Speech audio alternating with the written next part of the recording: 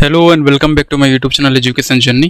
In today's lecture we will cover the environmental static GK and the current affairs from last 6 months, and we will also cover famous personalities and places in news in last 6 months. Basically आपका यहाँ पे तीनों चीज़ें cover होने वाली है, environment related current affairs, static GK, ठीक है, जो कि रिपीटेडली एग्जाम्स में पूछे जाते हैं, चाहे वो SSC हो, CDS हो, FCAT हो, NDA हो या फिर बैंकिंग हो. ठीक है, फेमस पर्सनैलिटीज के बारे में भी पूछ लिया जाता है जो कि न्यूज़ में रहती है. और लास्ट 6 मंथ के हम क्या देखने वाले हैं, प्लेसेस इन न्यूज़ जो कि किसी भी कारण से न्यूज़ में थी, क्यों थी, ठीक है, हम यहाँ पर कवर करेंगे. तो चलते हैं आगे.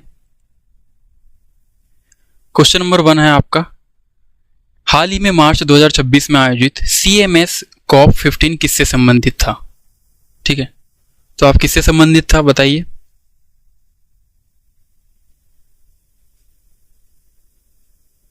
तो ये था हमारा माइग्रेटरी स्पीसीज से संबंधित था. ठीक है.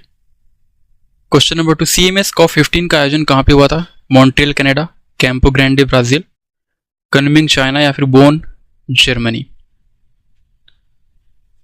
तो ये रिसेंटली ये कहाँ पे हुआ था, ये हुआ था हमारा कैंपो ग्रांडे ब्राजील में. Option number B is the right.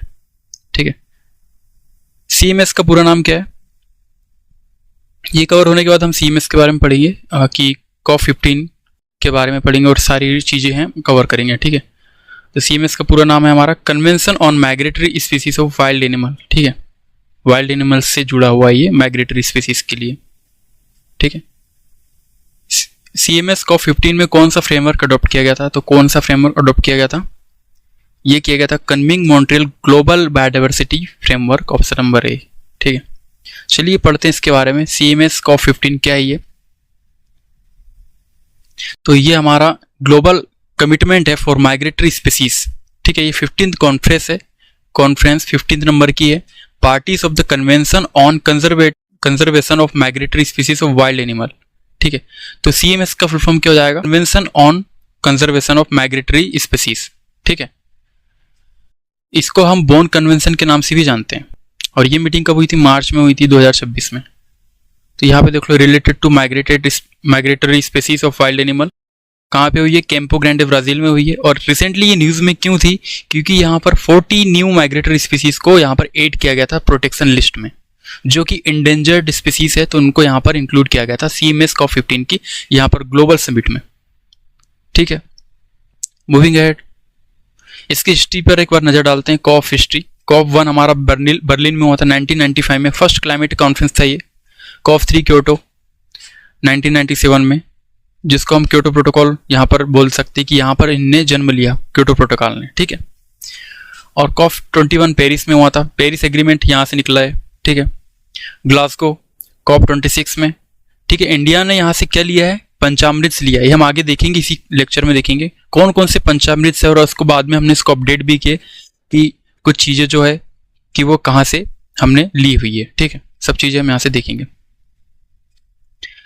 और COP28 दुबई में हुई थी. ठीक है, loss and damage fund operational यहाँ पर इसका रिजल्ट निकला. ठीक है. और COP31 जो फ्यूचर में होने वाली वो उसको तुर्की होस्ट करने वाला है.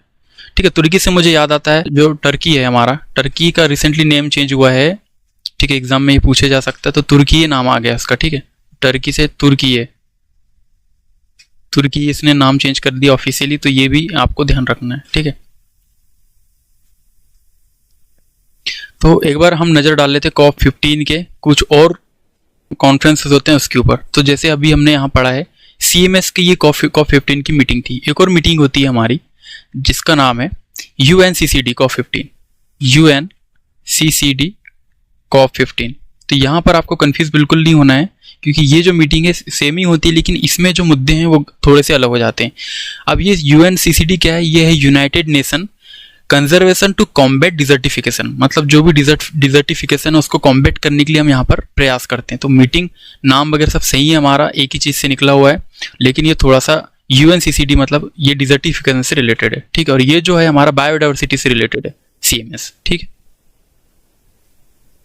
ये कन्वेंशन ऑफ बायोडाइवर्सिटी और ये हमारा डिजर्टिफिकेशन से. ठीक है.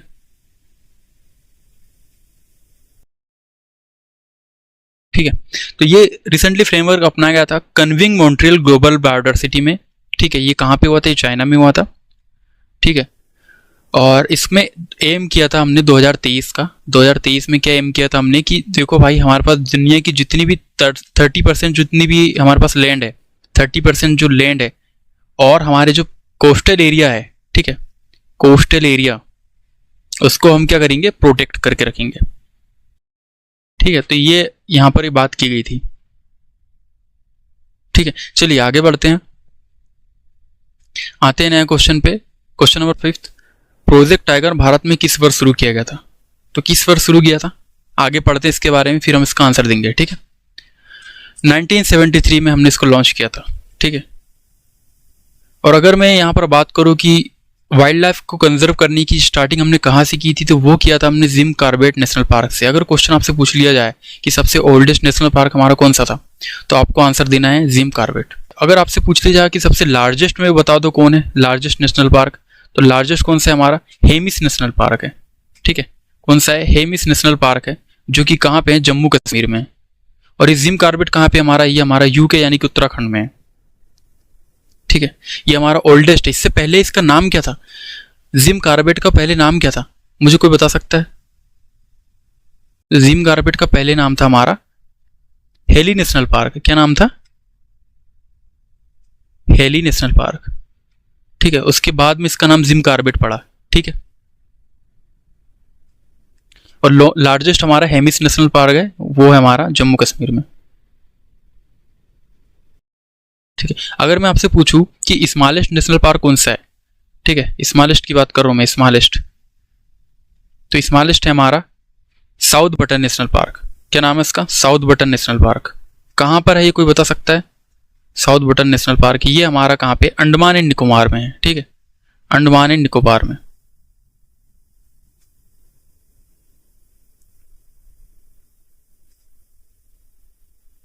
चलिए आगे बढ़ते हैं। तो अभी हमारे पास कितना? लगभग 55 से ज्यादा टाइगर रिजर्व है अक्रॉस इंडिया, और राजस्थान के केवल 5 रिजर्व होल्ड करते हैं 149 टाइगर्स।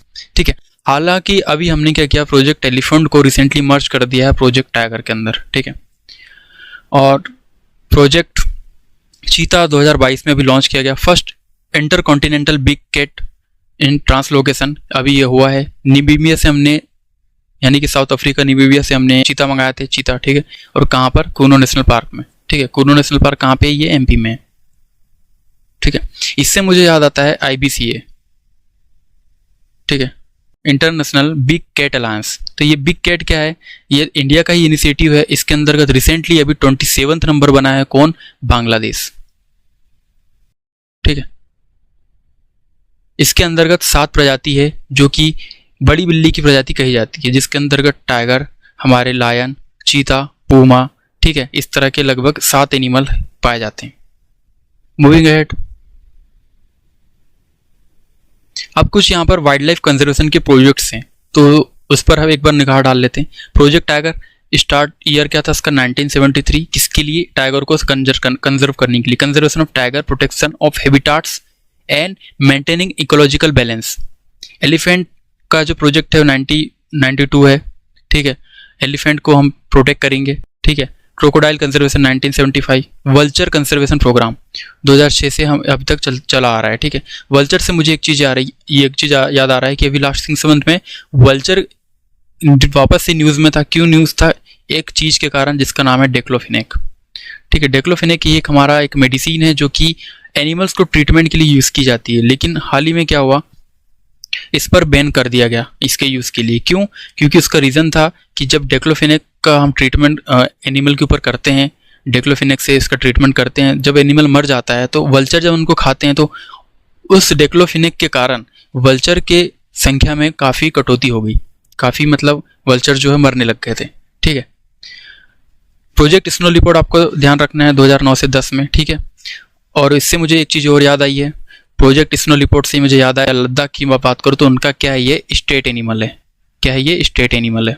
ठीक है, कौन? Snow leopard. ठीक है, प्रोजेक्ट डॉल्फिन 2020 में, एशियाटिक लायन 2019 में, प्रोजेक्ट ग्रेट इंडियन बस्टर्ड ये हमारा स्पीसीज रिकवरी प्रोग्राम हमने स्टार्ट किया है।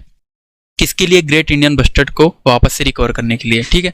और हेंगोल रिकवरी प्रोग्राम हमारा स्पीसीज रिकवरी प्रोग्राम है हेंगोल के लिए, यानी कि कश्मीरी स्टेक, ठीक है। और राइनो कंजर्वेशन प्रोग्राम राइनो के रिकवरी के लिए है, जो कि इंडिया के वन हॉर्न राइनो है। आप मुझे बता सकते हो कि कमेंट में कि वन हॉर्न राइनो कौन से स्टेट का प्रसिद्ध एनिमल है, ठीक है, कौन से नेशनल पार्क में ये पाया जाता है, जहां वो बहुत ज़्यादा फेमस है, ठीक है। चलिए आगे बढ़ते हैं। अब आते हैं कुछ ग्लोबल इन्वायरमेंटल माइलस्टोन पे, वहाँ पर कुछ हमारे कॉन्फ्रेंसेस और समिट्स की हम बात करेंगे। स्टॉकहोम कॉन्फ्रेंसेस, तो स्टॉकहोम कॉन्फ्रेंस के ये हमारा फर्स्ट मेजर ग्लोबल कॉन्फ्रेंस था ऑन ह्यूमन इन्वायरमेंट, ठीक है, ऑन ह्यूमन इन्वायरमेंट, ठीक है। ये बर्थ ऑफ यूएनईपी क्या है? ये यूनाइटेड नेशनल इन्वायरमेंट प्रोग्राम, ये एक प्रोग्राम है यूनाइटेड नेशंस का। यहाँ पर इस कॉन्फ्रेंस में हमने बात करी थी एक ऐसी बॉडी होना चाहिए जो केवल और केवल इन्वायरमेंट से रिलेटेड सारे मुद्दों को देखे। तो यहाँ पर हमने बर्थ किया किसको?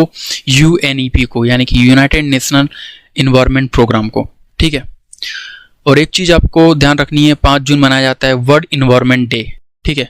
अगर आपको वर्ल्ड इन्वायरमेंट डे की इस बार की थीम अगर आपको पता हो तो नीचे कमेंट कर सकते हैं, ठीक है। तो ये कब हुआ था? 1972 में हुआ था। उसके बाद में अगर मैं बात करूँ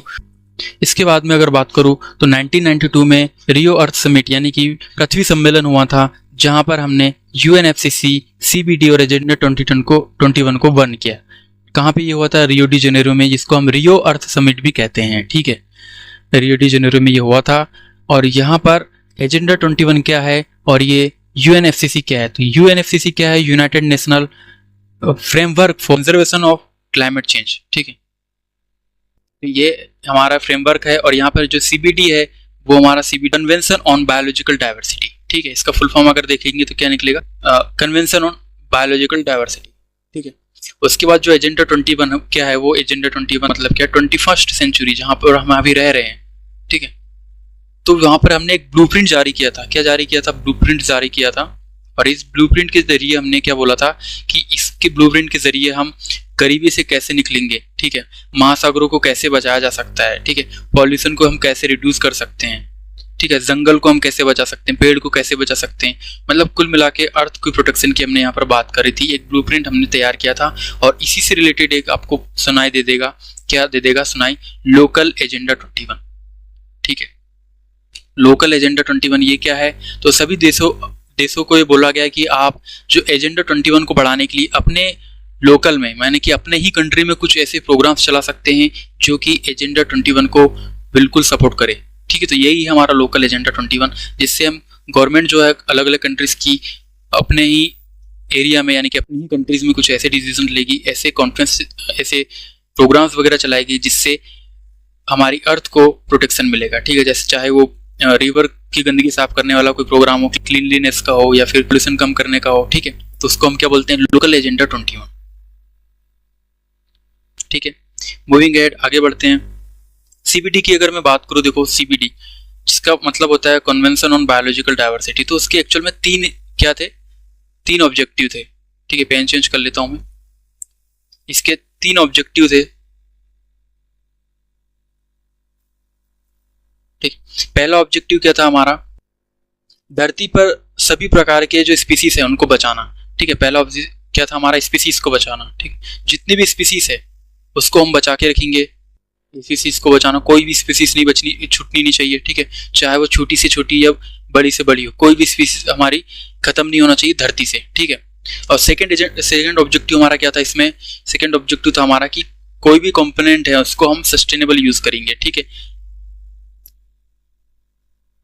सस्टेनेबल यूज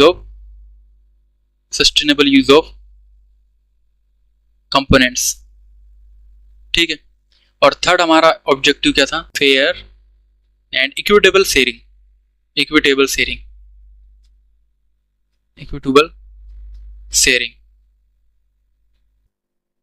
ऑफ बेनिफिट्स।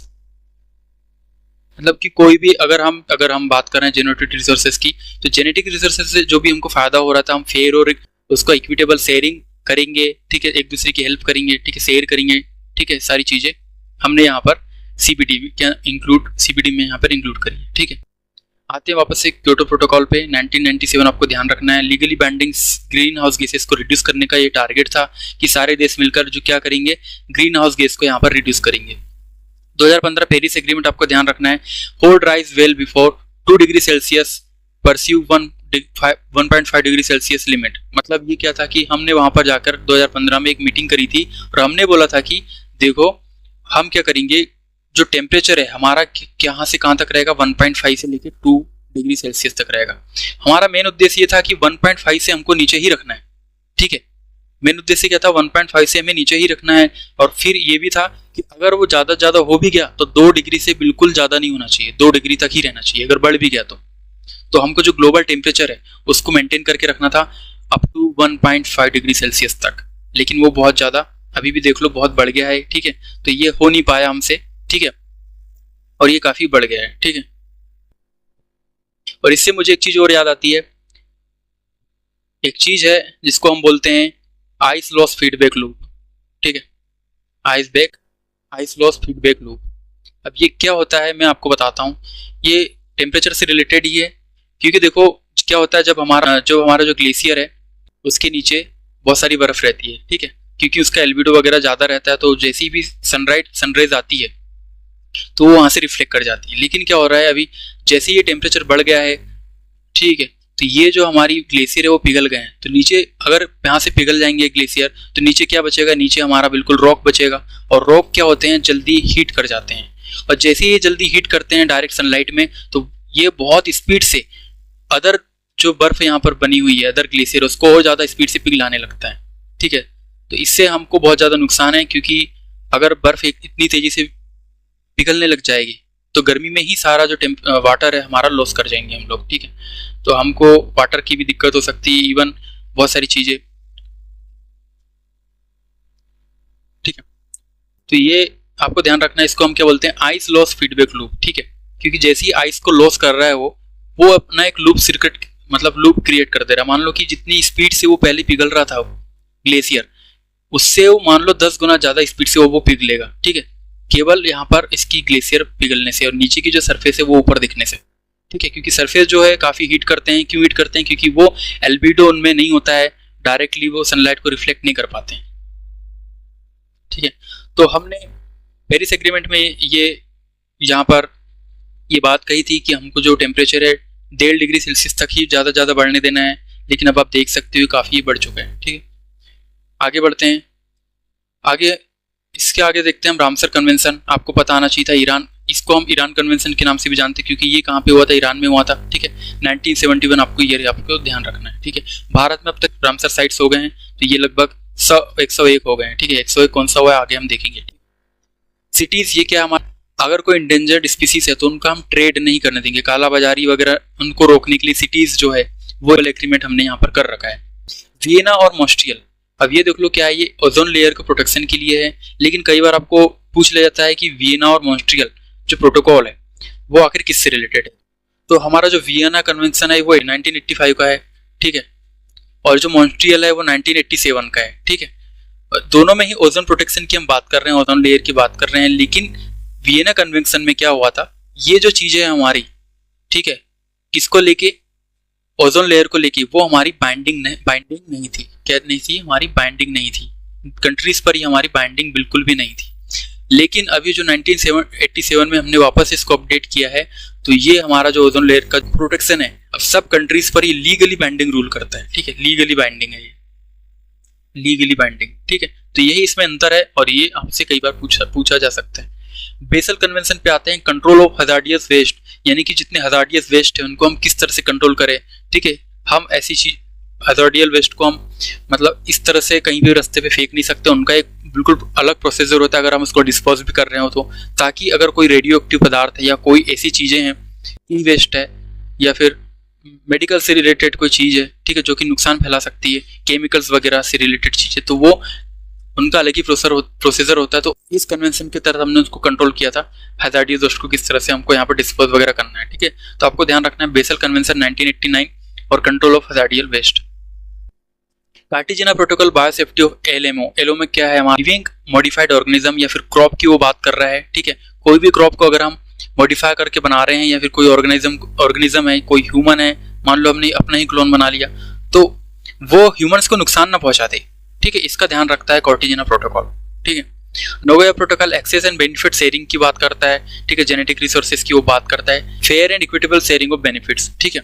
मीनामाता जो कन्वेंशन है वो मर्क्यूरी से रिलेटेड है, एंड किगाली एग्रीमेंट जो है हमारा वो HFC यानी कि हाइड्रोफ्लोरोकार्बन, ठीक है, इससे रिलेटेड है ये हमारा कौन सा HFC से रिलेटेड है हमारा Kigali agreement. Moving ahead, India's core environmental legislation, यानी कि कुछ हमारे इंडिया के भी कुछ रूल्स है जो कि हमने बना के रखे हैं, जैसे कि वाइल्ड लाइफ प्रोटेक्शन एक्ट 1972, ठीक है, हमने ये बनाया था, ये रूल हमने बनाया था।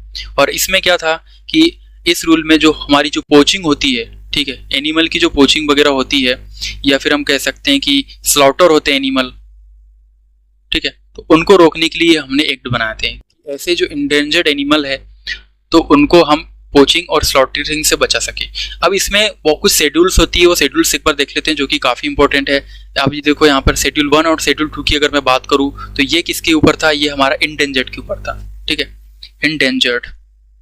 इंडेंजर्ड स्पीसीज के ऊपर था कि कोई भी जो टाइगर है, ठीक है, या फिर राइनो है, जो भी इंडेंजर्ड है, टाइगर है, राइनो है, ये भी इंडेंजर्ड में आता है, लायन है, ठीक है, या फिर एलिफेंट है, ये इंडेंजर्ड में आते हैं, ठीक है, तो इनको हम पोचिंग नहीं कर सकते। अवैध इसका शिकार या व्यापार पर सख्त सजा और जुर्माना हमने इसके ऊपर लगाया था कि ये सब चीजें ना हो, ठीक है। उसके बाद हमारा शेड्यूल यहाँ देखते हैं, ठीक है, उसके बाद में, ठीक है, उसके बाद में हमारा शेड्यूल 3 और 4 आता है।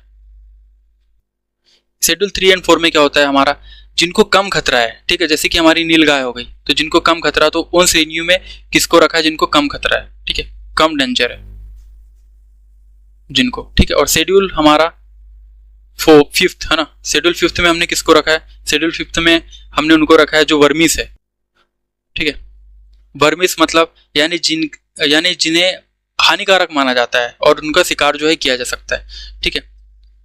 जैसे कि हमारे क्या हो गया, जैसे कि हमारे चूहा हो गए, ठीक है, चूहे हो गए, कौवे हो गए, ठीक है, कौवा हो गया, ठीक है, इनका हम क्या कर सकते हैं, शिकार हम इसको कर सकते हैं, ठीक है, वर्मिस है ये।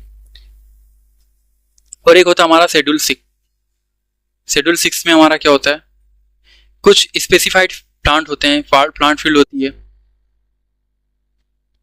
कुछ स्पेसिफाइड प्लांट फील्ड होती है, ठीक है, प्लांट फील्ड होती है, तो उस पर कब्जा करने से रोकता है, ठीक है। उस पर अगर आपने कब्जा कर ली तो आप नहीं कर सकते, क्योंकि वहां पर कुछ स्पेसिफिक टाइप के प्लांट्स वगैरह उगते हैं जो कि स्पेशल होते हैं, ठीक है। तो स्पेसिफाइड प्लांट जो हमारा फील्ड है, ठीक है, तो उस पर कब्जा करने से रोक, ठीक है, कब्जा करने पर रोक, ठीक है। तो ये इसके कुछ यहाँ पर शेड्यूल्स है। उसके बाद देखते हैं water prevention and control act 1974 में आया था, जिसमें वाटर की वो बात करता है। फॉरेस्ट कंजर्वेशन एक्ट 1980 में, air prevention and control act 1981 में, 1986 में इन्वायरमेंटल प्रोटेक्शन एक्ट, ठीक है। पोस्ट भोपाल, अभी भोपाल ट्रेजेडी आपको कब हुई थी आपको याद रखना है, ठीक है, ये अम्ब्रेला लॉस में है, ठीक है, ठीक है। तो 1984 की अगर मैं बात करूं, जब भोपाल में गैस कांड हुआ था, ठीक है, कौन सी गैस थी वो, मिथाइल आइसोसाइनेट थी, ठीक है। तो यहाँ पर एक हमने क्या मेंशन किया हुआ है, अम्ब्रेला लॉ। ये अम्ब्रेला लॉ क्या कहता है, कॉम्प्रिहेंसिवली लीगली फ्रेमवर्क है जो कि कोऑर्डिनेट करता है इन्वायरमेंट गवर्नेंस से, ठीक है। 2002 में बायोलॉजिकल डाइवर्सिटी एक्ट और NGT यानी कि NGT क्या है हमारा, नेशनल ग्रीन ट्रिब्यूनल्स, ठीक है, ये एक्ट हमारा 2010 में बना था। ये एक स्पेशलाइज्ड ग्रीन कोर्ट है, ठीक है, ये हमारा ऐसा करने वाला थर्ड कंट्री कौन है, इंडिया है, ठीक है। इसमें क्या होता है, ये हमारा जो NGT है यानी कि ट्रिब्यूनल्स जो है हमारे, वो हमारे क्वासी जुडिशरी बॉडी होती है, ठीक है। और ये हमारा जो आर्टिकल 21 है, आर्टिकल 21 आपने पढ़ा होगा, आर्टिकल 21, जिसके अंतर्गत क्या लिखा हुआ है, जिसके अंतर्गत लिखा हुआ है जीवन और व्यक्तिगत स्वच्छता, ठीक है, स्वतंत्रता, क्या है, जीवन और व्यक्तिगत स्वतंत्रता, ठीक है, व्यक्तिगत स्वतंत्रता। तो उसको यहां पर बेस पर लेके, ठीक है, मतलब यहां पर मान लो कि आर्टिकल 21 को बेस मानकर जो NGT है वो कह रही है कि इस आर्टिकल के अकॉर्डिंग स्वच्छ और स्वस्थ जीवन सबका अधिकार है, ठीक है। तो इसके लिए ये बॉडी बनी है और इसके कुछ इंपॉर्टेंट ड्यूटीज है, जो इन्वायरमेंट से रिलेटेड कोर्ट होते हैं वो इनको कह सकते हैं हम लोग, ठीक है। लेकिन ऐसा भी नहीं है कि केवल जो इन्वायरमेंट के रिलेटेड केस है खाली यही दिखेगा, ठीक है। सुप्रीम कोर्ट भी है, अगर यहाँ से कोई भी कंपनी अगर यहाँ से सेटिस्फाइड नहीं हो रही है तो वो सीधा सुप्रीम कोर्ट भी जा सकता है, ठीक है। बेसिकली ये सुप्रीम कोर्ट का बर्डन कम करने के लिए है, ठीक है। इसके कुछ इंपॉर्टेंट बॉडीज हैं एनजीटी के, देखते हैं कौन कौन से हैं जो कि एग्जाम में पूछे जा सकते हैं, ठीक है। एनजीटी की इंपॉर्टेंट बॉडीज, पहला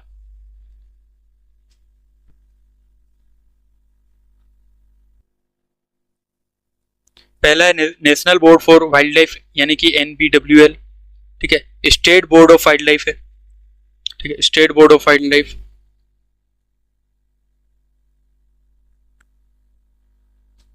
और थर्ड क्या है,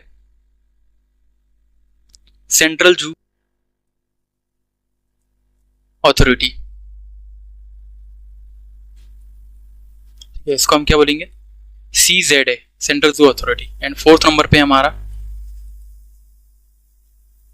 wild life crime control bureau, ठीक है,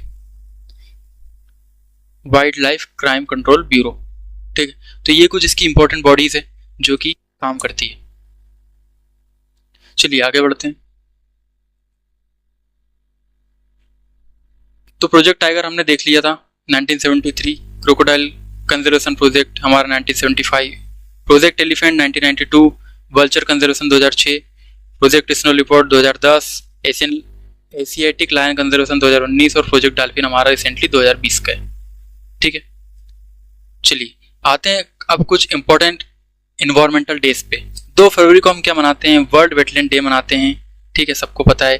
3 मार्च को वर्ल्ड वाइल्ड लाइफ डे हम मनाते हैं और 22 मार्च को हम वर्ल्ड वाटर डे मनाते हैं। 22 अप्रैल को पृथ्वी दिवस हम मनाते हैं। 22 मई को international day for biological diversity हम मनाते हैं। 5 जून को वर्ल्ड इन्वायरमेंटल डे, 8 जून को वर्ल्ड ओशियन डे, 29 जुलाई को हम इंटरनेशनल टाइगर डे मनाते हैं और 16 सितंबर वर्ल्ड ओजोन डे हम मनाते हैं। ओजोन से मुझे याद आया कि ओजोन कौन सी लेयर में पाई जाती है, ठीक है, तो आपको ध्यान रखना है, इसका एक ट्रिक है EI मोस्ट करके, ठीक है, EI मोस्ट। ई से एक्सोस्फीयर, आयोनोस्फीयर, मेसोस्फीयर और ये हमारी ओजोन लेयर किसके ऊपर, स्ट्रेटोस्फीयर, ठीक है, और ये हमारा ट्रोपोस्फीयर, ठीक है। 2 दिसंबर को हम नेशनल पोल्यूशन कंट्रोल डे मनाते हैं और 5 दिसंबर हमारा वर्ल्ड सॉइल डे मनाते हैं, ठीक है। तो ये कुछ इंपॉर्टेंट डेज हैं एनवायरमेंट से रिलेटेड जिसको आपको ध्यान रखना है, जो कि एग्जाम में बार बार आपसे पूछा जा सकता है स्टैटिक जीके में। मूविंग अहेड, अब आते हैं इंडिया 4th बायोडाइवर्सिटी हॉटस्पॉट है। बायोडाइवर्सिटी हॉटस्पॉट्स क्या होते हैं कि ऐसी कुछ प्लेसेस होते हैं जहां पर फ्लोरा और फियोना की मैं बात कर रहा हूँ। फ्लोरा मतलब क्या होता है, फ्लोरा एंड फियोना, ठीक है। फियोना मतलब होता है एनिमल्स, ठीक है, एंड फ्लोरा मतलब होता है प्लांट्स। अलग अलग तरह के जो प्लांट्स पाए जाते हैं उसको हम क्या कहते हैं, फ्लोरा कहते हैं। और फ्यूना मतलब अलग अलग प्रकार के जो एनिमल्स पाए जाते हैं उसको हम फ्यूना कहते हैं, ठीक है। तो यहाँ पर ये हाई एल्टीट्यूड इकोसिस्टम बना हुआ है इनका। इकोसिस्टम मतलब कि वहाँ पर ये रहते हैं फ्लोरा एंड फ्यूना, ठीक है। कहाँ पे, हिमालय पे। अलग अलग विभिन्न प्रजाति के यहाँ पर एनिमल आपको देखने को मिल जाएंगे। तो ये बायोडाइवर्सिटी हॉटस्पॉट इसको हम कहते हैं, ठीक है। वेस्टर्न घाट पर भी हम one of the world's 8 richest hotspot इसको कहते हैं, क्योंकि यहाँ पर ये फॉस्फोरस है, क्योंकि यहाँ पर हर चीजें यहाँ पर उपलब्ध है, ठीक है, फ्लोरा एंड फ्यूना के लिए। इंडो बर्मा रीजन में भी है, ये एक नॉर्थ ईस्ट इंडिया और बियॉन्ड में यहाँ पर ये पाए जाते हैं। अलग अलग प्रजाति के जो फ्लोरा एंड फ्यूना यहाँ पर पाए जाते हैं। और एक होता है सुंदरलैंड, निकोबार आइलैंड पे हमारा होता है, यह है ये, ठीक है। तो इंडिया में कितने 4 बायोडाइवर्सिटी हॉटस्पॉट है, ठीक है, तो आपको ध्यान रखना है। चलिए आगे बढ़ते हैं, आते हैं रामसर साइट पे। टोटल कितनी रामसर साइट है हमारी, 101 हो गई है, ठीक है, इंडिया टोटल रामसर साइट, ठीक है। अब पटना बर्ड सेंचुरी हमारा इटाह यूपी में था, 97 नंबर का रामसर साइट है। चारीधांड ये हमारा कच्छ का है, गुजरात का, ठीक है, 98 नंबर का है। फिर हमारा शेख झील अलीगढ़ यूपी 99 नंबर की है। और अभी 100 नंबर की कौन सी होगी आप मुझे बता सकते हो। 100 नंबर की जो हमारी रामसर साइट है वो हमारी कौन सी है, ठीक है। तो 100 नंबर की हमारी कौन सी है, वो हमारी है जयप्रकाश, क्या नाम है उसका, जयप्रकाश नारायण बर्ड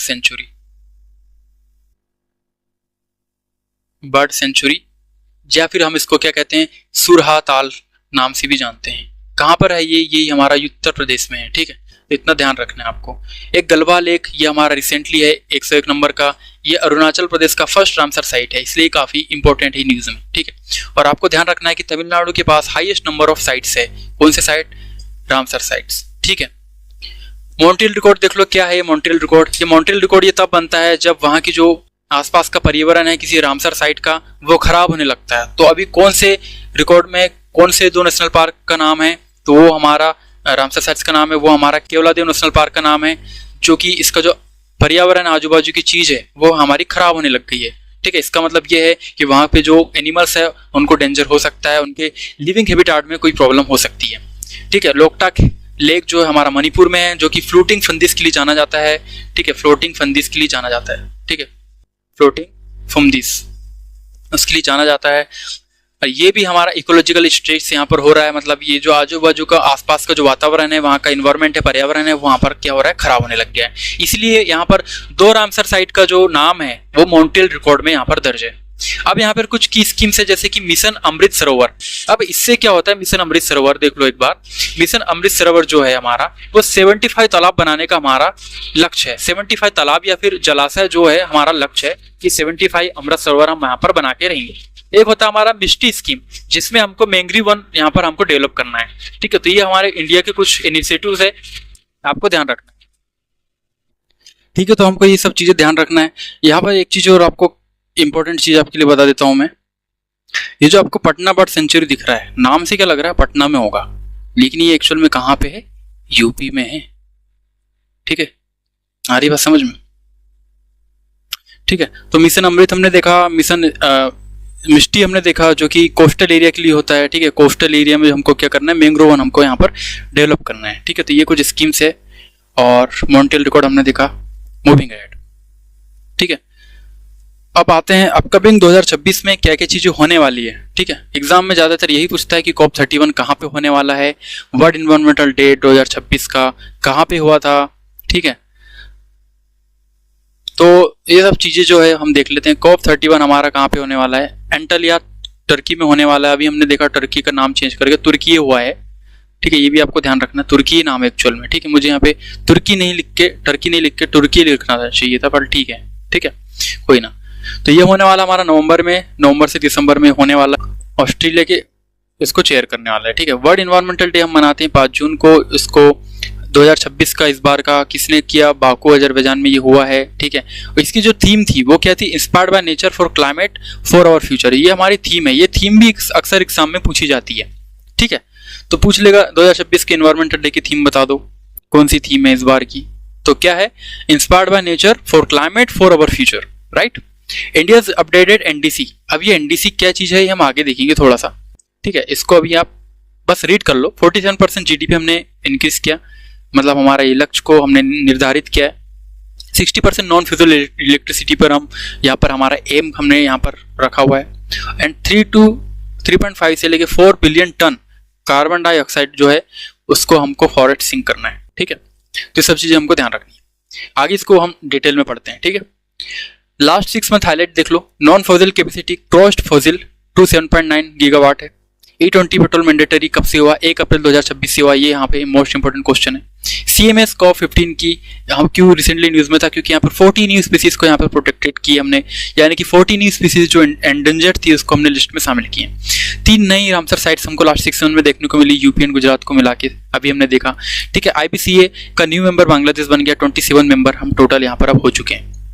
ठीक है, बायोबिटुमिन्स क्या है, ये वर्ल्ड का फर्स्ट कमर्शियल प्रोडक्शन है। यहाँ पर ये भी न्यूज में था। Green hydrogen jetty Paradip approve है, यहाँ पर ये भी हमें देखेंगे आगे। ठीक है, इन अरालम बटरफ्लाई सेंचुरी, ये केरल का फर्स्ट बटरफ्लाई सेंचुरी होने वाला है अरालम। तो यहाँ पे ये वन लाइनर सारे आपको यहाँ पर देखने को मिल जाएंगे। ठीक है, pangolin ban by Santanam tribe Naga tribe. तो यहाँ पर जो पेंगोलिन थे उनको हंटिंग करने से रोक दिया गया है, किसके द्वारा, संगटम नागा ट्राइब के द्वारा। ठीक है, ये नॉर्थ ईस्ट की खबर है। ठीक है, तो यहाँ पर लायन कंजर्वेशन इवेंट एट गिर हमारा नेशनल पार्क कहाँ पे है, गुजरात में। ठीक है, तो ये भी आपको ध्यान रखना है। ONGC जियोथर्मल पर MOU साइन हुए हैं जो कि एक्सटेंड हुआ। ये सब चीजें जो है वन लाइनर चीजें हैं, और यहाँ से एग्जाम में एक न एक क्वेश्चन आपको पक्का देखने को मिलेगा। आगे देखते हैं डिटेल में क्या है। देखो, इंडिया के कुछ कमिटमेंट्स है जो कि इंडिया ने लिए, जिसको हम बोलते हैं पंचामृत, यानी कि 5 चीजें हैं, वो 5 एम्स है जो कि इंडिया ने यहाँ पर ली है। एक्चुअल में क्या हुआ था, COP26 की मीटिंग थी। ठीक है, किसकी मीटिंग थी, COP26 की मीटिंग थी। कहाँ पे थी ये मीटिंग, ग्लासगो में थी। ठीक है, ये मीटिंग हमारी कहाँ थी, ग्लासगो में थी। ठीक है, और इसमें हमने 5 चीजें जो है हमने उसको एम में रखा था। तो एक्चुअल में क्या है, पीएम मोदी ने अनाउंस किया है 5 एम्स, ठीक है, जो कि हम क्लाइमेट से रिलेटेड कुछ कमिटमेंट्स करने वाले हैं, जिसके अंतर्गत हमारा 500 गीगावाट जो है नॉन फॉसिल एनर्जी कैपेसिटी हमारी होगी अब बाय 2030, ठीक है। 50% energy requirement from renewable sources by 2030 तक हम क्या करेंगे, 50% जो एनर्जी है वो रिन्यूएबल सोर्सेज से लेंगे। ये हमारा एम है इस बार का, ठीक है। 1 बिलियन टन्स की हम बात कर रहे हैं, 1 बिलियन टन्स रिडक्शन होगा कार्बन इमिशन का बाय 2030, और 45% रिडक्शन होगा in emission intensity of GDP by 2030, और नेट जीरो इमिशन होगा हमारा, ये हमारा 2070 तक का हमारा एम है, ठीक है। तो ये सारे एम हैं जिसको हम क्या बोलते हैं, पंचामृत, क्योंकि यहाँ पर ये 5 एम से है इसलिए हम इसको क्या बोलते हैं, पंचामृत बोलते हैं। अब इसके बाद देखो क्या होता है, इसके बाद कुछ चीज़ें जो है हमने अपडेट कर दी है, जैसे कि हमने 45% रिडक्शन था 2030 का टाइम था, लेकिन हमने 2035 तक हमने यहाँ पर नया अपडेट कर लिया इस एम को, ठीक है, जिसको हमने बोल दिया इंडियाज अपडेटेड एनडीसी टारगेट, ठीक है। तो 47% रिडक्शन होगा in GDP emission intensity bye 2035, ठीक है। तो कब से ही गिन रहे हैं हम इसको, 2005 से, ठीक है। नॉन फॉसिल कैपेसिटी जो है वो 60% होगा total electricity capacity from non fossil sources by 2035। तो अभी हमने देखा 50% था, लेकिन यहाँ पर 60% कर दिया अपडेट करके, 2035 भी हमने यहाँ पे कर दिया, ठीक है। और लास्ट वाला क्या था हमारा, 2030 था, ठीक है। देखो सेकेंड नंबर, ठीक है। और हमने क्या इंक्लूड कर दिया, कार्बन सिंक जो है वो इसको हमने बढ़ा दिया 3.5 से लेकर 4 billion ton of CO2 through forest, ठीक है। और की फोकस हम कर रहे हैं किसके ऊपर, ये कर रहे हैं कि जस्ट ट्रांजिशन फेस है हमारा, और क्लाइमेट फाइनेंशियल पर हम एडप्टेशन एंड टेक्नोलॉजी ट्रांसफर पर हम क्या ज़्यादा फोकस कर रहे हैं, ठीक है। तो इस बार का हमारा ये जो एनडीसी टारगेट है वो आपको ध्यान रखना है, अपडेटेड वाला, और पिछला वाला जो हमारा पंचामृत है ये भी आपको ध्यान रखना है कि 2030 तक हमारे क्या क्या लक्ष्य थे और क्या क्या चीज़ें हमने वापस से अपडेट करी। तो आई होप ये सब चीज़ें आपको यहाँ पर समझ में आई होगी, ठीक है। जैसे ही आपको समझ में आया होगा कि इंडिया का अपडेटेड एनडीसी 2031 से 35 तक क्या क्या है, 47% of GDP, 60% of non fossil electricity, ठीक है। नॉन फॉसिल इलेक्ट्रिसिटी मतलब बात यह है कि ये रिन्यूएबल सोर्सेज की बात कर रहे हैं, ठीक है। हमारे पास जो सोर्सेज है दोस्तों वो हमारे लिमिटेड है, एक्चुअल में ऐसा नहीं है, ठीक है। एक्चुअल में क्या है, ये जो वर्ड है हमारे पास जो सोर्सेज है वो हमारे पास लिमिटेड है, नहीं, हमारे पास बहुत सारे सोर्सेज है, इतने सोर्सेज है कि हम उसको खर्च भी करें तो वापस से बनते रहेंगे। आप एक सोच के देखिए दोस्तों कि इतनी बड़ी पृथ्वी है, इस पर इतनी सारी जियोलॉजिकल एक्टिविटीज होती है, तो क्या वो सोर्सेस रिसोर्सेज जो गैसेस वगैरह है, मान लो सीएनजी की मैं बात कर रहा हूँ या फिर कोई और फॉसिल फ्यूल्स की मैं बात कर रहा हूँ, तो क्या वो बन नहीं रहे होंगे, बिल्कुल बन रहे होंगे, एग्जैक्टली। लेकिन हमको वो एक्सेसिबल नहीं, हमको जितना एक्सेसिबल है वो हमको बचा के रखना है, ठीक है। इसलिए हम क्या करते हैं, रिन्यूएबल सोर्सेज के ऊपर ज़्यादा डिपेंडेंट है, फॉसिल फ्यूल्स के ऊपर हम ज़्यादा डिपेंडेंट नहीं है, क्योंकि फॉसिल फ्यूल हमारे पास बन तो रहा है, हम खत्म भी कर देंगे, ठीक है।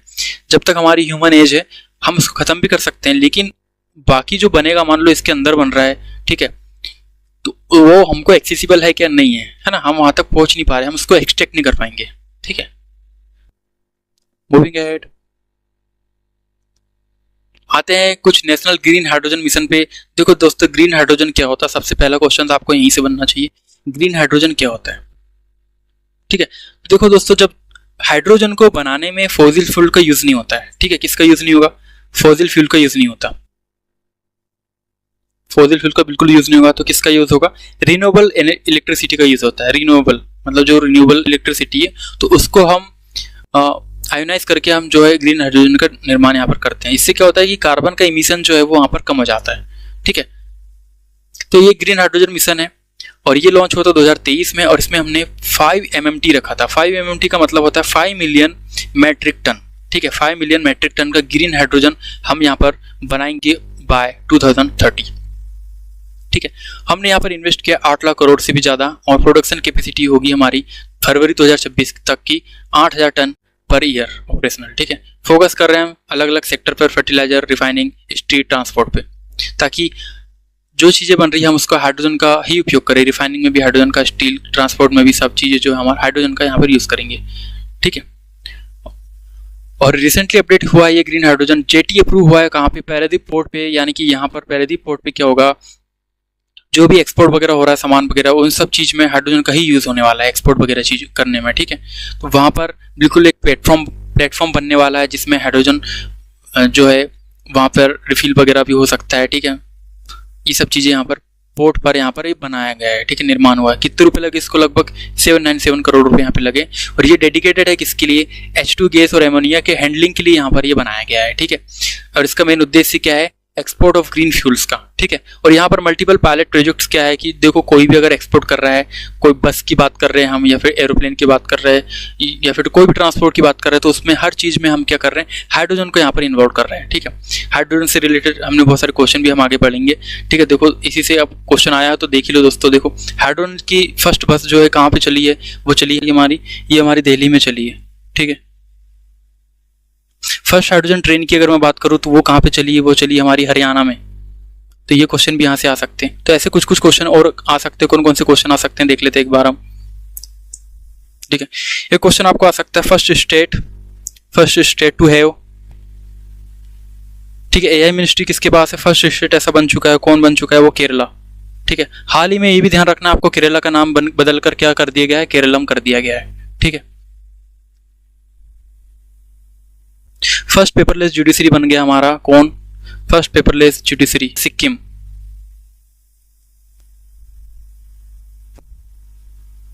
स्पेस कंपनी कौन है?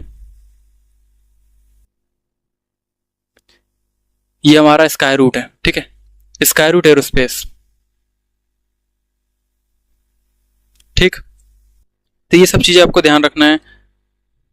और क्या ध्यान रखना है आपको? और आपको ध्यान रखना है कि मनरेगा जो तो महात्मा गांधी, ठीक है, national rural empowerment guarantee act, ठीक है, अधिनियम जो था उसका नाम बदलकर हमने क्या कर दिया गया है? हमने VBG रामजी कर दिया है, ठीक है, VBG रामजी कर दिया है, ठीक है, इसका नाम बदल के, ठीक है। PM ऑफिस का नाम हमने बदल दिया है। PM ऑफिस का नाम बदल के हमने क्या कर दिया है? सेवा तीर्थ कर दिया हमने, ठीक है, सेवा तीर्थ, ठीक। पोर्ट ब्लेयर का नाम हमने बदल दिया है, पोर्ट ब्लेयर, उसका नाम हमने क्या रख दिया है?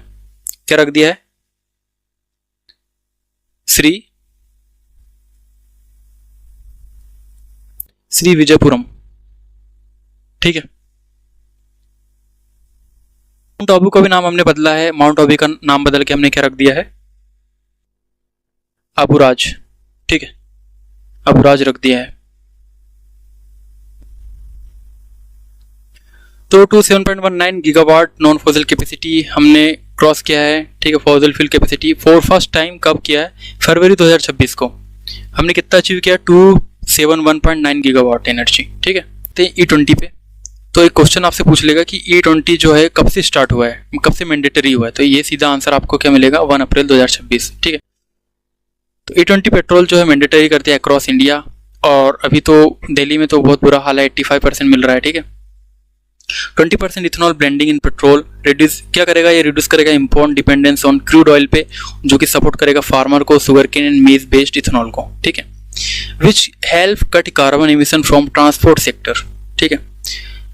तो यहाँ नितिन गडकरी जी कह रहे हैं पेट्रोल में भी E20 है, ना खर्चा बढ़ेगा ना यहाँ पर पर्यावरण घटेगा, ठीक है। तो यहाँ पर टैक्स रिलीफ ये देने वाला है, ठीक है। Full central excise duty exemption for E20, E25, E27 and E30 ethanol blended petrol पे। एम्ड है बाय प्रोमोटिंग हायर ब्लेंडिंग, मतलब कि अप टू 100% तक ये ले जाएंगे धीरे धीरे करके। Green fuels pushed by central government and support transitional beyond by E20। आगे बढ़ते हैं, एयर पोल्यूशन फ्रेमवर्क पे आते हैं। तो एयर पोल्यूशन को कंट्रोल करने के लिए हमने कौन कौन से यहाँ पर एक्ट लेके आए हैं देख लो। एयर एक्ट लाए हमने 1981 में। NAQs लाए हैं, ठीक है, जो कि national ambient air quality standards को डिसाइड करता है। ग्रैप को लाया है, मतलब ग्रेडेड रिस्पॉन्स एक्शन प्लान, किसके लिए? दिल्ली NCR के लिए लेके आया है। स्टेट वाइज इसका मेजरमेंट रहता है। NCAP national clean air program target है 20 to 30% PM रिडक्शन को। जो हमारे परसिस्टेंट मॉलिक्यूल्स होते हैं ना, जो कि पॉल्यूशन में होते हैं, उनको रिड्यूस करने के लिए यहाँ पर हमने रखा हुआ है, ठीक है। CAQM क्या है हमारा? ये commission for air quality management statutory body है फॉर दिल्ली NCR रीजन के लिए, ठीक है। तो ये आपको ध्यान रखना है। आगे बढ़ते हैं, वेस्ट मैनेजमेंट पे आते हैं। वेस्ट को हम कैसे मैनेज कर रहे हैं, कौन कौन से रूल है? तो सॉलिड वेस्ट मैनेजमेंट 2026 में हमने लेके आए हैं। प्लास्टिक वेस्ट मैनेजमेंट रूल को हमने वापस से अमेंड किया है।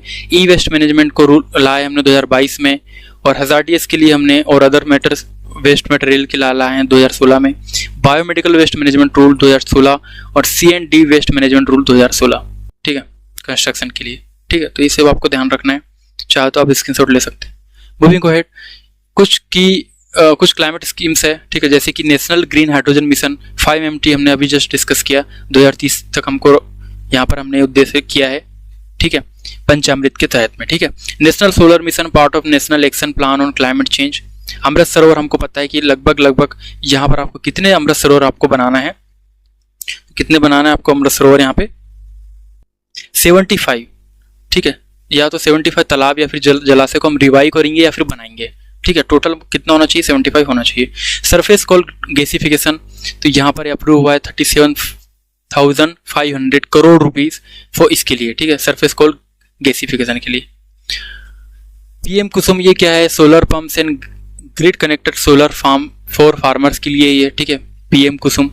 एंड मिस्टी जो है mangrove initiative for sure line habitat, मतलब जो कोस्टल एरिया में जो कोस्टल एरिया को ज़्यादा सॉइल को रिड्यूस ना कर पाए वाटर, इसके लिए हम क्या कर रहे हैं, यहाँ पर मैंग्रोव वन लगा रहे हैं, ठीक है। लाइफ मिशन देख लो क्या है, लाइफस्टाइल फॉर इन्वायरमेंटल मूवमेंट है, ठीक है। Critical mineral recycling 15,000 crore incentive schemes यहाँ पर आपको रिसाइकलिंग के लिए दी जा रहे हैं। मूविंग अहेड, कुछ आते हैं वापस से नेशनल पार्क की ओर। जिम कॉर्बेट नेशनल पार्क ये फर्स्ट नेशनल पार्क है इंडिया का, 1936 में बना था। कहाँ पे, ये उत्तराखंड में। गिर national park only home for Asiatic Lions यहाँ पर केवल पाए जाते हैं, गुजरात में ये है। सुंदरबन में लार्जेस्ट मैंग्रोव फॉरेस्ट है, टाइगर्स के लिए फेमस है। कहाँ पे, ये वेस्ट बंगाल में। Hemis national park largest national park है, स्नो लिपर्ड यहाँ पाए जाते हैं, लद्दाख में ये है। और लद्दाख का स्टेट एनिमल भी कौन सा है, यहाँ पर स्नो लिपर्ड ही है, ठीक है। काजीरंगा नेशनल पार्क हमारा यूनेस्को की ये साइट है, वन हॉर्न राइनो इसके लिए फेमस है। कहाँ पर, ये असम में, ठीक है। रणथंभौर ये फेमस टाइगर रिजर्व है, राजस्थान में। तो कैसे याद रखोगे, Ranthambore, R for Ranthambore and R for Rajasthan. Keoladeo national park UNESCO की साइट है, बर्ड सेंचुरी है, राजस्थान में। और हाल ही में भी हमने एक देखा था, मॉन्ट्रियल रिकॉर्ड में ये शामिल है, ठीक है, मॉन्ट्रेक्स रिकॉर्ड में ये शामिल है, ठीक है। कोना नेशनल पार्क यहाँ पे प्रोजेक्ट चीता साइट है, मध्य प्रदेश में। यहाँ पर चीता लेके आए थे, कहाँ से, नामीबिया से लेके आए थे, ठीक है। तो ये सब चीज़ें आपको यहाँ पर ध्यान रखनी है। नेशनल पार्क से मुझे बहुत सारी चीज़ें याद आती है, जिससे, ठीक है, तो कौन कौन सी चीज़ें याद आती है, अब थोड़ा सा यहाँ पर हम देख लेते हैं नेशनल पार्क के नाम, ठीक है। जैसे कि अगर मैं आपसे बात करूँ, यहाँ देख लेते हैं, ठीक है।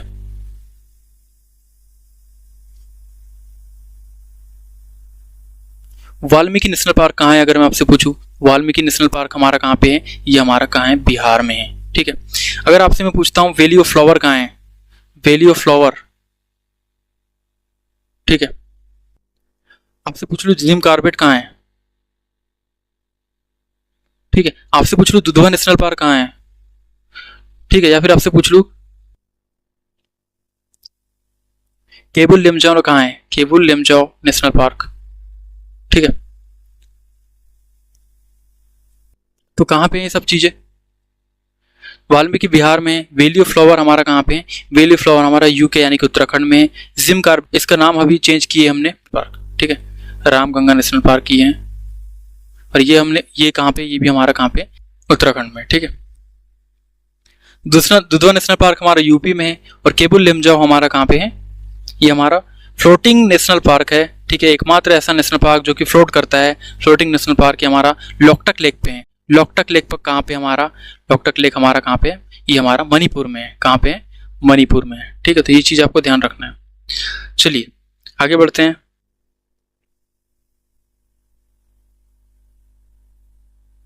CMS COP15 was held in which country, India, Brazil, Kenya, Germany. तो आपको ये भी क्वेश्चन कराया है, आंसर तो बिल्कुल आपको बनना चाहिए, तो ब्राजील, ठीक है। कैंपो ग्रैंडे ब्राजील में ये यहाँ पर हमने आयोजित किया है। मूविंग एहेड, इसका आंसर तो बताओ जल्दी। Project tiger was held in which year,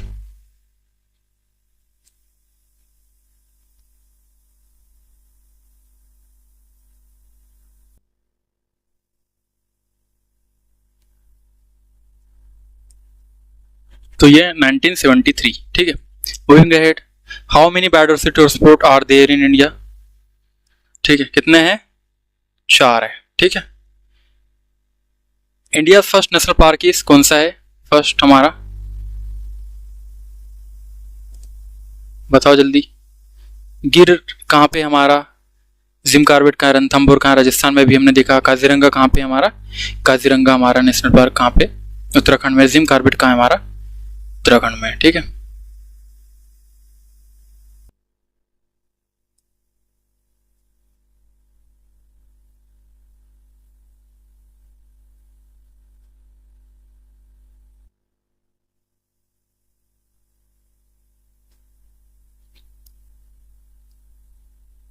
valley of flower भी कहाँ पे हमारा, उत्तराखंड में, ठीक है। तो हमारा फर्स्ट नेशनल पार्क कौन सा है हमारा, जिम कार्बेट है, ओल्डेस्ट नेशनल पार्क, ठीक है। चलिए आगे बढ़ते हैं। Ramsar convention is related to, forest से रिलेटेड है, ओजोन रिलेटेड से, या डिजर्टिफिकेशन से, या फिर वेटलैंड से। किससे रिलेटेड है, वेटलैंड से, ठीक है। India net zero target year is, तो नेट जीरो एमिशन का टारगेट हमने पंचामृत में देखा था, ठीक है। कौन सा है, 2070, ठीक है। E20 petrol become mandatory from, तो ये क्वेश्चन आपको सेम टू सेम मिलने वाला है आपके अपकमिंग एग्जाम में। तो कब से मैंडेटरी हुआ, ये 1 अप्रैल 2026 से। Strategic plan for migratory species cover which period, कौन सा पीरियड को ये कवर करता है, माइग्रेटरी स्पीसीज कवर, ठीक है। Strategic plan for migratory species cover which period.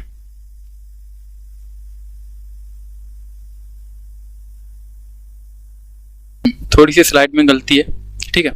एक काम कर लो, इसको आप 2024 कर लो और इसको कर लो 2032, ठीक है। तो ये क्या है, एक्चुअल में 2024 से 32 तक है, इसका आंसर ऑप्शन बी है। और ये कब अपनाए थे हमने CMS COP 14 जो है, ठीक है, COP 14 उसमें अपनाए थे, ठीक है। CMS COP 14 में अपनाए थे। कहाँ पे हुआ था उस समय, उज्बेकिस्तान में हुआ था। तो उस समय हमने यहाँ पर एक स्ट्रेटेजिक प्लान बनाए थे। मूविंग अहेड, लास्ट 6 मंथ के यहाँ पे करंट अफेयर्स पे देखते हैं, जनवरी टू मार्च। हम यहाँ सारी चीज़ें वन लाइनर कवर कर लेते हैं, ठीक है। सब चीज़ें यहाँ पर कवर होने वाली है। आपकी green hydrogen production capacity 8000 ton per year operationally हमने कवर किया। Green hydrogen jetty at Paradip approve किया हमने, 797 करोड़ में बन के तैयार हो गया, ठीक है। India submitted first national report under Nagoya protocol, ये भी आपको ध्यान रखना है। पटना वन सेंचुरी, नाम पटना है लेकिन है कहाँ पे, यूपी में है, 97 रामसर साइट है। छारीदांड गुजरात में है, 98 रामसर साइट है। नॉन फॉजिल कैपेसिटी क्रॉस हुई इस बार 271.9 गीगावाट। बायोबिट्यूमन वर्ल्ड का first commercial production by India, ठीक है। अरालम बटरफ्लाई सेंचुरी डिक्लेयर किया गया। E20 पेट्रोल मैंडेटरी हुआ है कब से, 1 अप्रैल 2026 से ये अनाउंस हुआ है, ठीक है। Surface coal gasification project approve हुआ है, 37,500 करोड़ रुपए यहाँ पर अप्रूव किए गए। Small hydro power scheme approve हुई, 2584 करोड़ रुपए यहाँ पर अप्रूव हुए हैं। अब रिसेंटली अर्थ आवर मनाया गया है, रिसेंटली अर्थ आवर का 20th एनिवर्सरी यहाँ पे मनाया गया है। इस बार की थीम क्या है, give an hour for earth, ये हमारी जो है थीम रहती है इसकी। और यहाँ पर रिसेंटली हमने क्या किया है, यहाँ पर हमने इसकी 20th सेंचुरी मनाया है। और लाइट बंद करने का, यानी कि ये लास्ट सैटरडे ऑफ मार्च के आसपास में हमेशा मनाते हैं इसको। कब मनाते हैं, लास्ट सैटरडे, ठीक है, ऑफ मार्च में मनाते हैं। और टाइम क्या है इसका टाइम है 8:30 से लेके 9:30 PM, ठीक है। PM की बात कर रहा है। तो यहाँ पर हम क्या करते हैं, लाइट को बंद करके रखते हैं अर्थ आवर का, ठीक है। और ये किसने ऑर्गेनाइज किया है, तो इसको आप क्या याद रखेंगे, WWF ने इसको ऑर्गेनाइज किया है, ठीक। मूविंग अहेड, अप्रैल के करंट अफेयर्स देख लेते हैं। CMS COP 15 कैंपो ग्रांडे ब्राजील में हुआ था। रिसेंटली 40 न्यू माइग्रेटरी स्पीसीज को यहाँ पे हमने ऐड करें। शेखा झील Aligarh UP, 99th Ramsar site. NHI start किया उन्होंने B corridor on national highway, तो ये काफी इंपॉर्टेंट है। अभी NHI ने क्या स्टार्ट किया है, B corridor on national highway. So Kalinjar fort declare हुआ हाल ही में नेशनल जियो हेरिटेज साइट।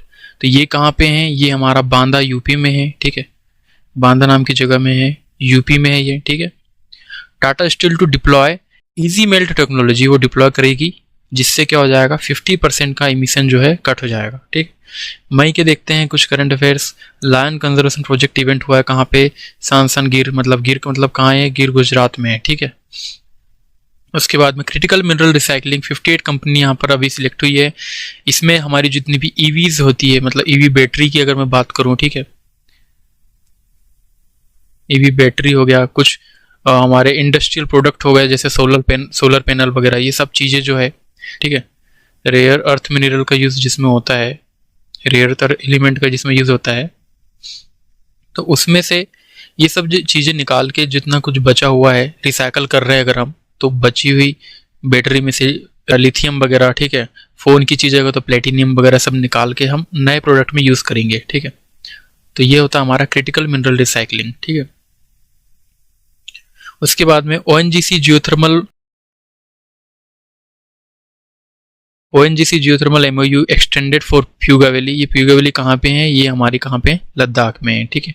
जियोथर्मल मतलब क्या होता है? जियोथर्मल मतलब होता है कि अर्थ के हीट को निकालकर हम क्या बनाते हैं? इलेक्ट्रिसिटी जनरेट करते हैं, ठीक है।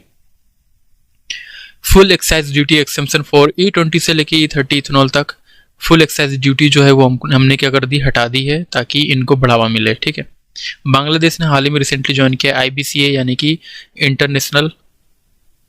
इंटरनेशनल बिग कैट अलायंस को, जिसमें अब ये 27वां मेंबर हो गया है। कौन? IBCA, ठीक है। BIS ने इशू किया standard for community seed bank. अब ये क्या है BIS के बारे में हम देखते हैं। देखो, BIS एग्रो बायोडाइवर्सिटी प्रोडक्शन के लिए हमारा यूज होता है, ठीक है। ये एक हमारा इशू करता है स्टैंडर्ड को। तो इसने अभी सीड बैंक के लिए इशू किया है, जिसका BIS नंबर क्या है? IS 20201 एंड 2026, ठीक है। तो ये नंबर आपसे पूछ लेगा एग्जाम में कि BIS ने जो स्टैंडर्ड इशू किया है किसके लिए किया है, ठीक है। तो किसके लिए किया है? सीड बैंक के लिए यूज किया है, ठीक है। Defence land solar project approve हुआ है कहाँ पे? सीतापुर यूपी में। तो कौन सा, कितना इसका एम है? लगभग 250 मेगावाट इलेक्ट्रिसिटी जनरेट करने का यहाँ पर उसका एम है। मूविंग अहेड, कुछ फेमस पर्सनैलिटीज है जिससे रिलेटेड कई क्वेश्चंस एग्जाम में पूछे जा सकते हैं, जैसे कि सुंदरलाल बहुगुणा। ये किससे रिलेटेड है? ये चिपको मूवमेंट से रिलेटेड है, ठीक है। ये हिमालयन इकोलॉजी से संबंधित है, ठीक है। राजेंद्र सिंह, ये वाटरमैन ऑफ इंडिया कहे जाते हैं, वाटर कंजर्वेशन के लिए काफ़ी जाने जाते हैं। MS Swaminathan, father of green revolution of India, ठीक है। अगर व्हाइट रिवोल्यूशन की बात करूँ तो वर्गीस कुरियन, ठीक है। ग्रेटा थनबर्ग, ये हमारी क्लाइमेट एक्टिविस्ट है, फ्राइडे फॉर फ्यूचर, ठीक है। मेधा पाटकर, ये हमारा नर्मदा बचाओ आंदोलन से संबंधित है। सलीम अली, ये बर्डमोन ऑफ इंडिया, यानी कि ये कौन से ऑर्थोनोलॉजिस्ट है, मतलब कि ये एक पक्षी हमारे वैज्ञानिक है, ठीक है।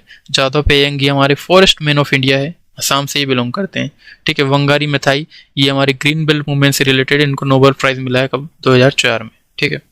तो ये आप इसका स्क्रीनशॉट ले सकते हैं। Moving ahead, person in news, जो कि रिसेंटली न्यूज़ में थे, जैसे कि हमारी कौन सी एक ट्राइब थी जो न्यूज़ में थी, ये हमारी पूछा जा सकता है कि जो संगतम ट्राइब है वो कहाँ से रिलेटेड है। तो ये हमारी नागालैंड है। नागालैंड से मुझे याद आया कि यहाँ पर एक फेस्टिवल मनाया जाता है, तो कौन सा है? हॉर्नबिल फेस्टिवल, ठीक है। हॉर्नबिल फेस्टिवल भी कहाँ मनाते हैं हम लोग? नागालैंड में हम सेलिब्रेट करते हैं, ठीक है। इससे रिलेटेड मुझे बहुत सारी चीज़ें जो इस फेस्टिवल में मनाई जाती है, मतलब फेस्टिवल से रिलेटेड है, तो मैं लिख देता हूँ यहाँ पर। जैसे कि लेवेंडर एक फेस्टिवल है हमारा, ठीक है। लेवेंडर फेस्टिवल ये हम मनाते हैं कहाँ पे? JNK में, जम्मू एंड कश्मीर में मनाते हैं, ठीक है। अम्बुबाची मेला जो लगता है वो कहाँ लगता है? अम्बुबाची मेला जो है हमारा कहाँ लगता है? असम में लगता है, ठीक है। इसके बाद में रम्मन जो है हमारा, रम्मन, ठीक है, ये हमारा UK यानी कि उत्तराखंड में मनाते हैं, ठीक है। सनराइज फेस्टिवल हम कहाँ मनाते हैं? सनराइज फेस्टिवल हम मनाते हैं अरुणाचल प्रदेश में, ठीक है। अरुणाचल प्रदेश, ठीक है। लोसार फेस्टिवल अगर आपसे पूछ लेगा लोसार फेस्टिवल कहाँ मनाते हैं, तो लोसार मनाते हैं हिमाचल प्रदेश में मनाते हैं, ठीक है। और हॉर्नबिल हम मनाते हैं नागालैंड में। हेमिस कहाँ पे? मुझे एक बार बता दो, याद करके। हेमिस नेशनल पार्क कहाँ पे? ये भी हमारा कहाँ है? लद्दाख में है, ठीक है। और हमारा चापचार पूछ लेता है एक बार, ठीक है। चापचार कहाँ पे मनाते हैं हम लोग? ये हमारा मनाते हैं मिजोरम में, ठीक है। मिजोरम में, ठीक है। तो इन्होंने अभी हाल ही में नागालैंड की जो ट्राइब है, संगतम ट्राइब, उन्होंने एक रिजोल्यूशन पास किया है, ठीक है। तो इनको सबसे पहली बात तो इन्होंने रिजोल्यूशन क्यों पास किया? क्योंकि इनके पास स्पेशल प्रोविजन है। टाटा स्टील लीडरशिप, टाटा अभी क्या कर रहा है? डिप्लॉय कर रहा है इजी मेल्ट टेक्नोलॉजी को, जिससे जो इमिशन होगा कार्बन का वो 50% कम हो जाएगा, ठीक है। ONGC की टीम ने अभी जियोथर्मल प्रोजेक्ट लॉन्च करेगी, मतलब MOU जो है इसका एक्सटेंड हुआ है। बूगा वैली आपको लद्दाख से रिलेटेड याद रखना है, ठीक है।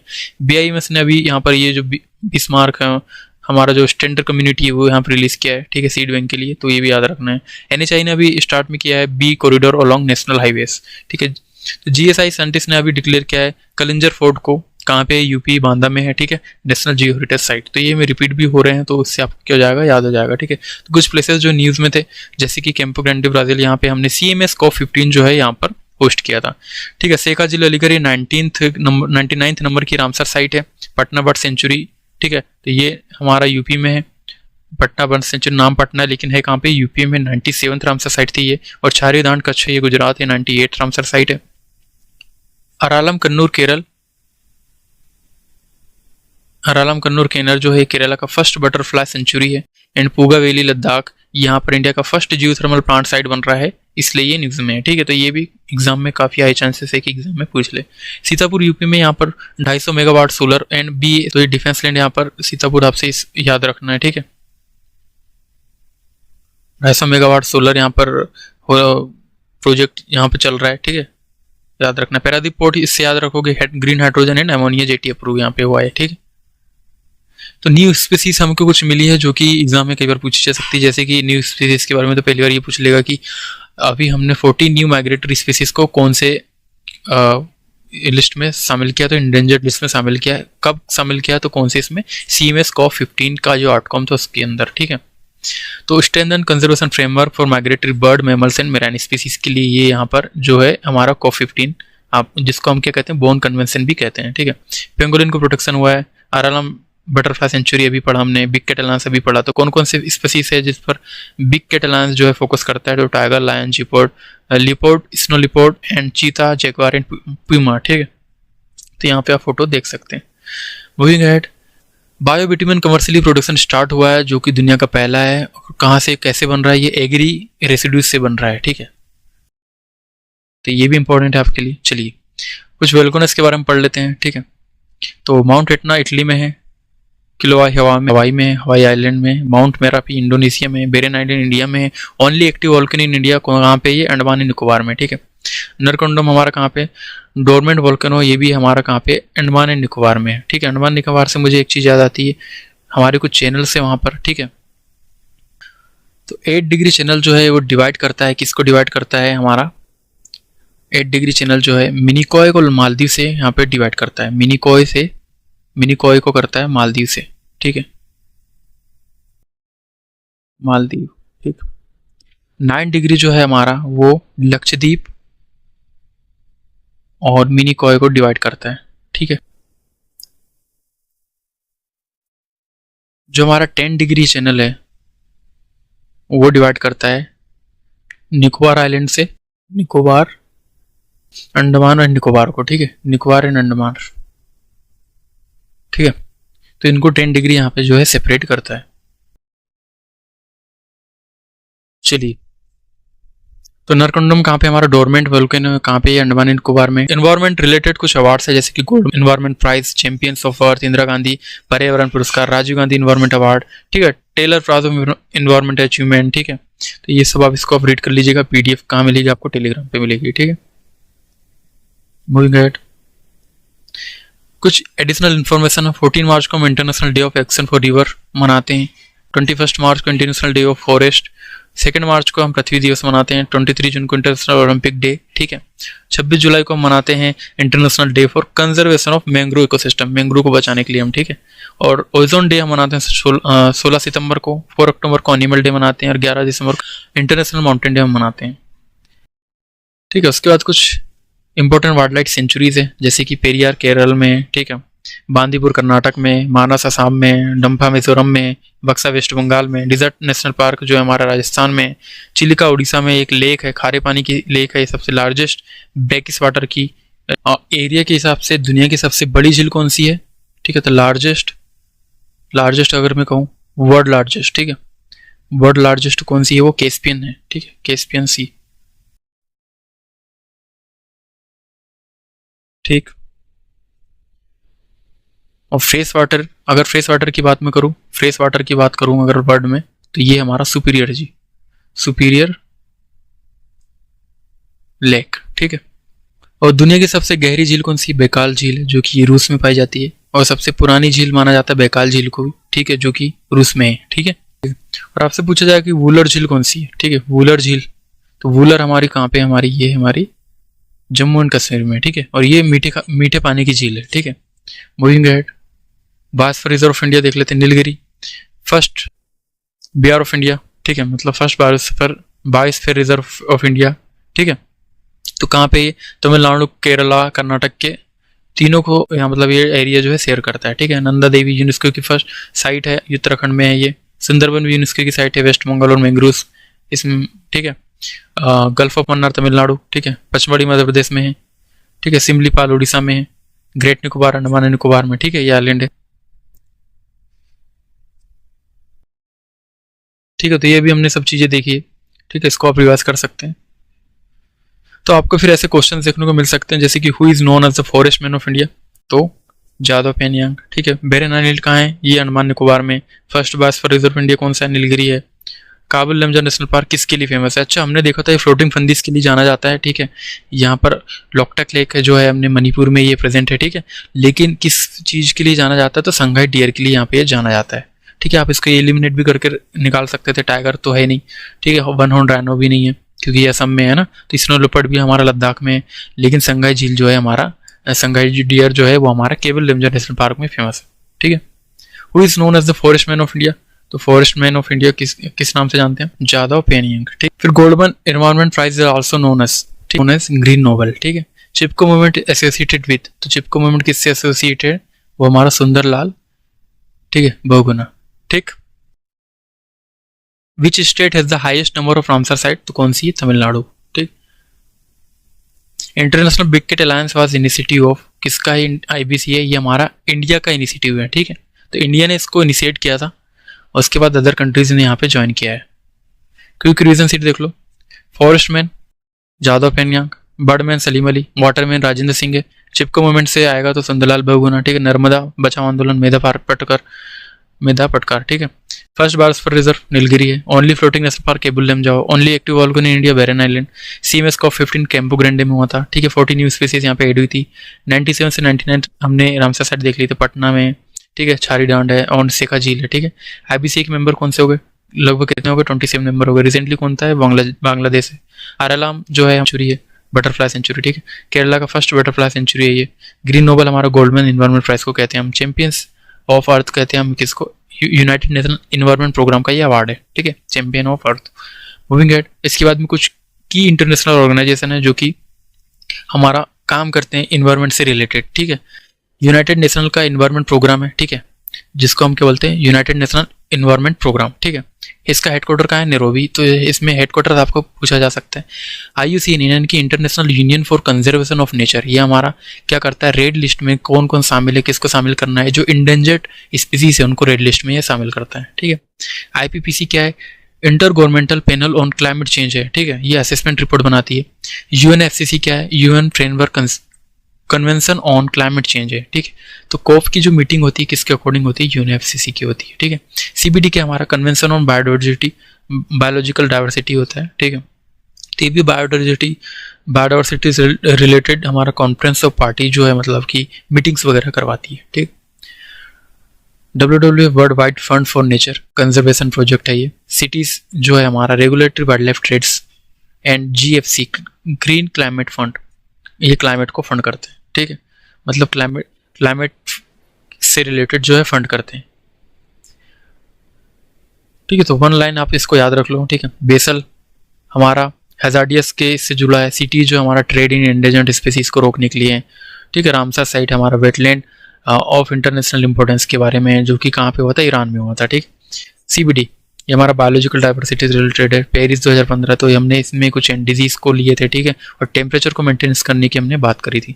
CMS यानी कि बोन कन्वेंशन माइग्रेटरी स्पीसीज या वाइल्ड लाइफ एनिमल्स जो है, वाइल्ड एनिमल्स उससे रिलेटेड है। मॉन्ट्रियल प्रोटोकॉल ये ओजोन लेयर से संबंधित है। UNFCCC 1992 ये क्लाइमेट चेंज फ्रेमवर्क बनाता है, ठीक है। क्योटो प्रोटोकॉल हमारा ग्रीन हाउस गैसेस से रिलेटेड है, और मीना माता कन्वेंशन मर्क्यूरी पॉल्यूशन से है, ठीक है। तो आप इसको रीड कर लीजिएगा, ठीक।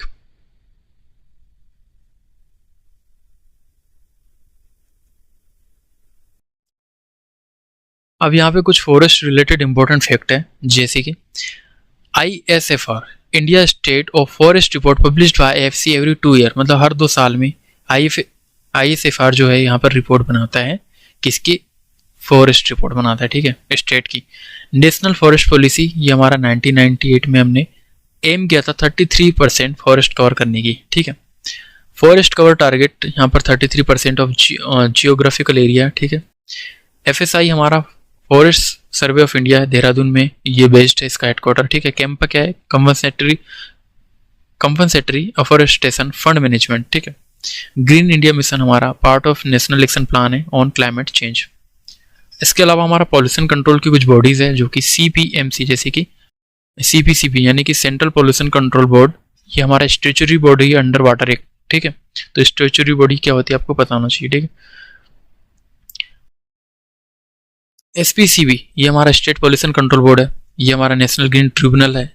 CAQM ये हमारा commission on air quality management, ठीक है। तो इनके ऊपर एक कमेटी मतलब कमीशन है। MOEFCC ये हमारा ministry of environment forest and climate change है। एंड FSI यानी कि फॉरेस्ट सर्वे ऑफ इंडिया, ठीक।